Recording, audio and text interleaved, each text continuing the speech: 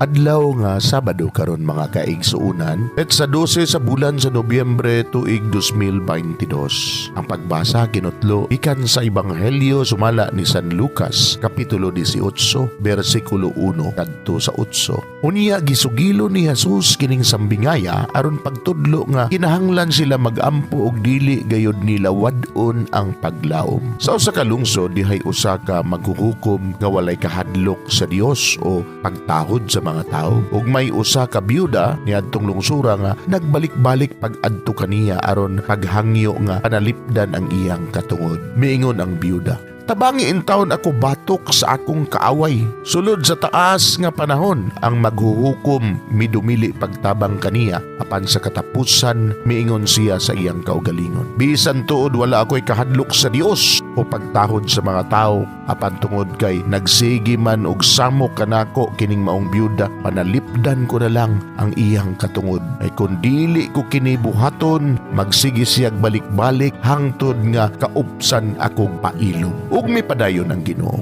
"Pamatian ninyo ang gisulti ni adtong daotang huwes. Karon dili ba ang Dios maghukom dapig sa iyang kaugalingong katawhan nga nagpakitabang kaniya sa adlaw ug sa gabi? Maglangan ba siya sa pagtabang kanila? Sultihan ko kamo nga maghukom siya dapig kanila ug daliun niya ang pagbuhat niini. Apan makakaplag bakaha og pagtuo ang anak sa tao dinhi sa kalibutan sa iya uniyang pag-abot." Mga igsuon, ang Ebanghelyo sa Ginoo.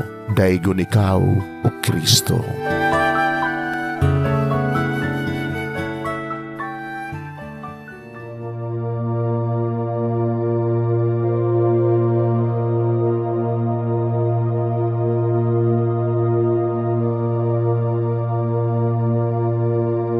Pagampo sa dili pa magsugod sa trabaho.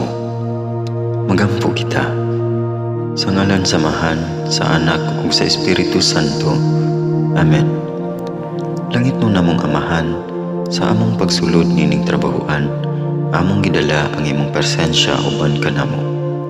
Among gipamulong ang imong kalinaw, imong grasya, imong kaluoy, ug ang imong perpektong hanay sa among mga trabaho.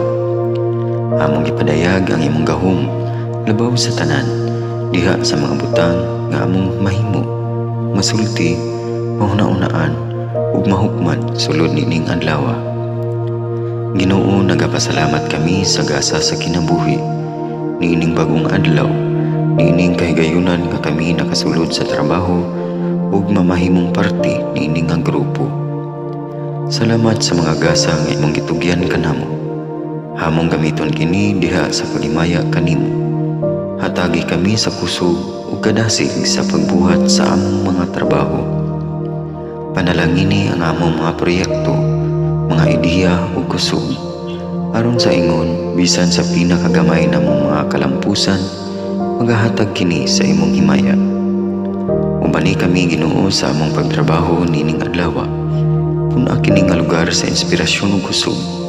Tabangi kami nga magtrabaho isip usa ka grupo nga mapakita sa usag-usa ang kamaayo. Himuha kami nga maayo nga makabot namo ang mga butang nga kinahanglan namong buhaton. Himuha kini nga lugar nga puno sa kalipay ug panagihigalaay. Ug kamugaway ug kalinaw ang mapatigbabaw niining dapita. Ginoo, kung kami ana sa kalibog, giyahi kami. Kung kami muwadaan sa kadasig ug paglaom, dasiga kami. Himua nga ang trabaho nga among gihimo ug ang paagi sa among paghimo niini makahatag unta kini og hugot nga pagtuo, kalipay ug pahiyom sa tanan nga among mahimamat karong adlaw. Panalangini ang among mga pamilya, among Pinoy-anan, among nasod. Himua nga magmatidud-anon kami sa pagtagad ug pag-amuma sa kalikupan ug sa tanang may kinabuhi diha sa pagbuhat kanamo sa pagkabot sa imong pangandoy alang sa hustisya ug kagawasan.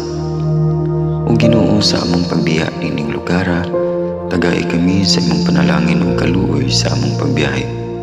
Panalangini ang among mga pamilya ug Pinoy-anan nga anaon ta sa mayong kahimtang sama sa among pagbiya kanila. Ginoo, salamat sa tanang butang nga imong nabuhat, sa tanang butang nga imong gibuhat, ug sa tanang butang nga imong buhaton pa. Sa ngalan ni Jesus, among giampo diha sa tumang pagigugma ug pagpasalamat. Amen. Sa ngalan sa Amahan, sa Anak, ug sa Espiritu Santo. Amen.